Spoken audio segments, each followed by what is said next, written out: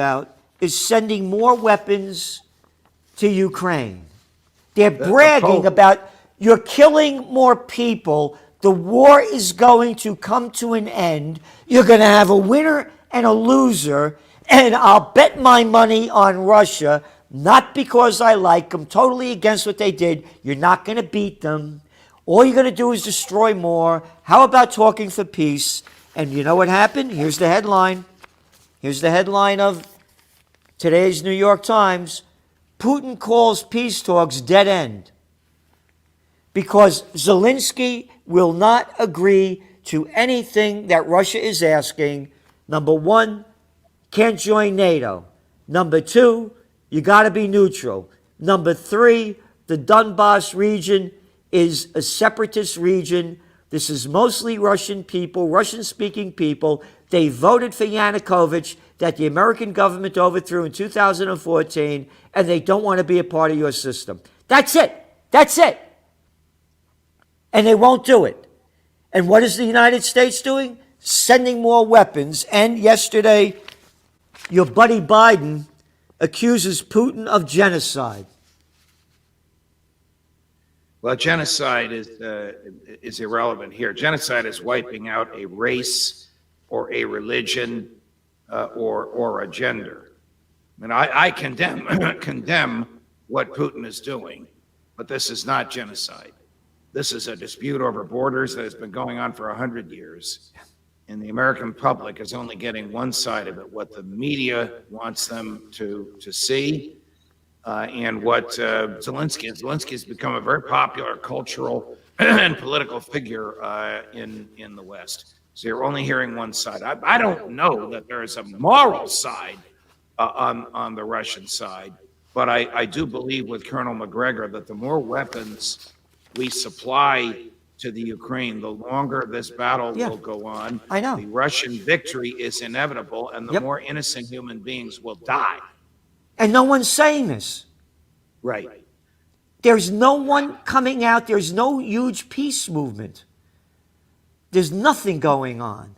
You know, you're right, Gerald. There is no peace movement, as there almost always was whenever America was involved in a war. Let's face it, this is a proxy war.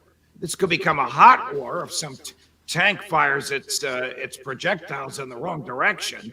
But right now, it's a proxy war, and the administration announced yesterday they're going to be sending more lethal weapons, which is what Zelensky's been asking for. In fact, those weapons are probably on their way as you and I speak.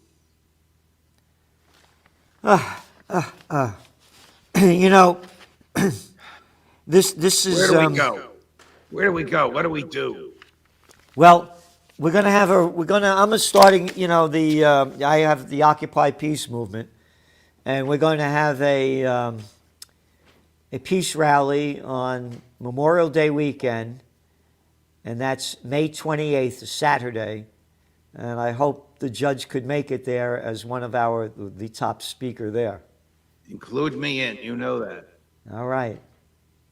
Because we don't unite for peace, we're going to die for war. Again, everybody that believes in their God and religion should stand up for their fight for peace or succumb to Satan. This is Easter. It's the Easter week. And for all of those of you, regardless of what God you believe in or what religion, Jesus Christ was a warrior for peace. And I joined that club because we have these satanic, crazy people. Could you imagine sending more weapons to kill more people? And it's totally senseless, as Colonel McGregor has mentioned.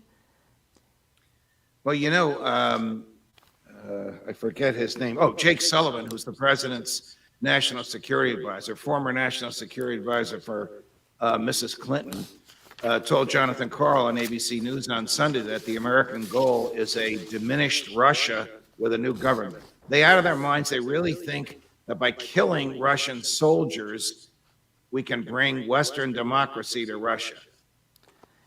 I have that article actually right here. Jake Sullivan says U.S. wants a weakened Russia. There you go. That's it. Yep. He goes, he wants to see Russia weakened and isolated. And since Russia invaded on February 24th, the U.S. has pledged $1.7 billion of military aid for Ukraine. And Sullivan also said the U.S. would give Ukraine, quote, the weapons it needs. And here's his other quote. You ready for this? Our policy is unequivocal, that we will do whatever we can to help Ukraine succeed. And we need to keep giving them support, military support. And he goes on, but at the end of the day, what we want to see is a weakened and isolated Russia, a stronger, more unified, more determined West. They're bloodthirsty. Do you know, when you look at this guy Sullivan and that other arrogant former CIA clown, Ned Price, what is he with the Department of Defense, the spokesperson? They resemble, I looked at the pictures, Goebbels. I am not kidding. You look at their eyes, you look at their face. It's Goebbels 2022, because only Goebbels would be speaking like this. Who the hell are we, the United West? Our business is not Europe. Our business is America. George Washington warned us in his farewell address. No foreign entanglements. And all of these arrogant people that are saying what we should do. You did a great job in the Korean War. Love the Vietnam War. Boy, your Afghan and 2 Iraq wars, they were beautiful winners. How about Libya? I love Syria. Let's go to Yemen. And now you're going to ignite this when you lost all of those? Well, war is the health of the state. It fortifies the military-industrial complex. It opens up the pocketbooks of taxpayers. It makes the public pliant as long as there's no peace movement.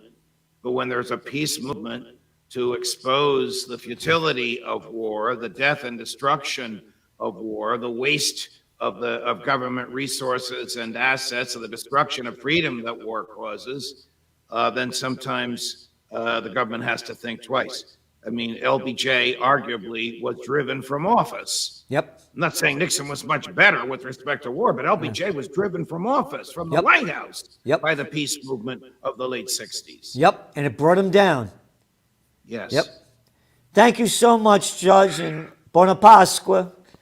Buona Pasqua to you, Gerald. And thank you for all that you do. And again, there's nobody who says what Judge Andrew Napolitano says with the judicial background and the knowledge, and he's doing everything he can to bring us freedom, peace, and justice. Thank you.